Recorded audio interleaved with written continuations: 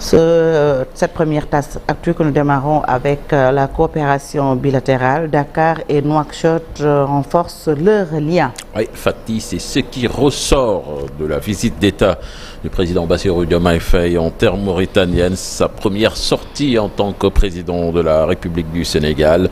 Les deux chefs d'État ont échangé sur des secteurs prioritaires tels que la défense et la sécurité, la pêche, l'énergie, l'eau, les transports, l'économie et le commerce. Ils ont convenu d'œuvrer ensemble à la consolidation des liens privilégiés qui unissent les deux pays. Toujours à propos de cette visite, la communauté maure de Rao dans la région de Saint-Louis apprécie positivement. Les Mauritaniens basés dans le département de Dagana réagissent et appellent les deux présidents à travailler pour que la paix règne entre les deux pays frères. On écoute leur réaction avec Ousseynou Diop. Même chose. Le Sénégal et la Mauritanie constituent un seul peuple. Nous sommes unis. Nous vivons en paix et nous sommes très solidaires.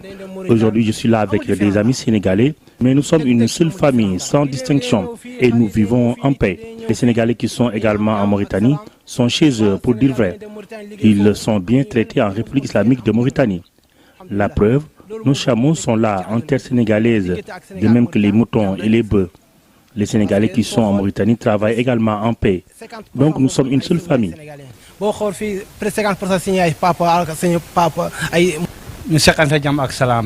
Je conseille aux deux présidents de vivre en paix. C'est ce que je souhaite pour nos deux chefs d'État. Les deux pays sont séparés par une frontière certes, mais c'est un seul peuple. Personne ne peut nous séparer.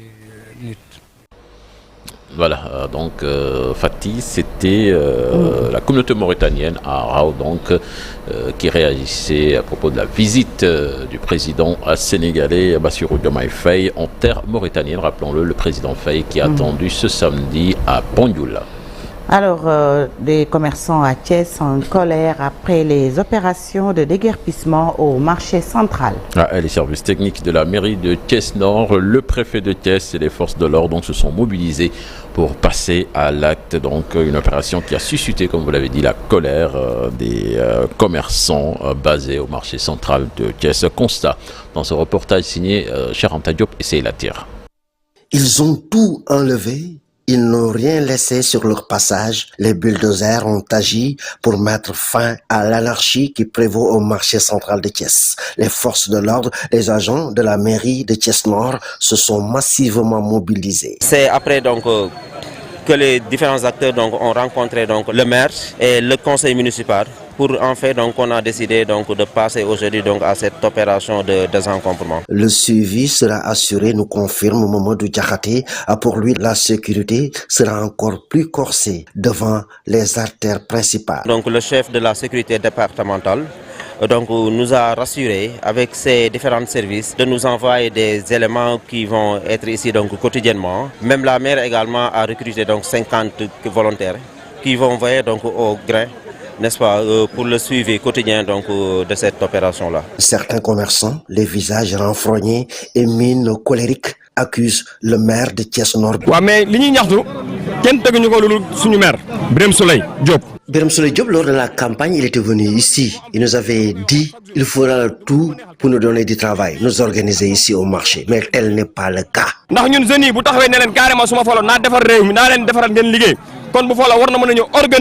La tension est vive, l'autorité compte aller jusqu'au bout pour désengorger le marché. Des opérations de déguerpissement qui ont généré également beaucoup de tensions à Dakar, aux parcelles d'Asseni et à Grand Yoff. La mairie de Dakar, dans un communiqué, soutient qu'elle n'est pas impliquée. Elle dénonce des vidéos circulant sur le net prétendant que ces opérations de déguerpissement ont été organisées par la ville de Dakar, sur nos Fatih. Et puis parlons de cette triste nouvelle ou ce drame, si vous voulez, 2 élèves en classe de 4e noyés.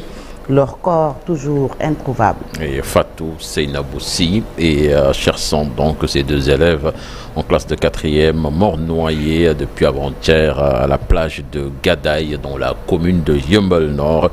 Les corps sans vie toujours introuvables. Les parents, dont l'inquiétude interpelle les autorités. Vous avez suivi dans nos précédentes éditions le reportage de Aminata Ba qui a rencontré la famille Si.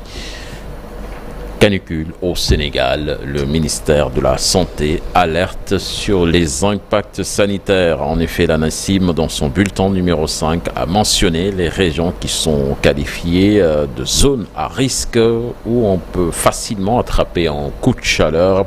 Il s'agit de Thiès, Louga, Diourbel, Kaolack, Fatick, Kaffrine, Kédougou, Tambacounda, Kolda. Le ministère de la Santé et l'ANACIM préviennent donc sur l'impact sanitaire qui peut se manifester sous forme de déshydratation, des étourdissements, des crampes, de l'épuisement jusqu'à la syncope.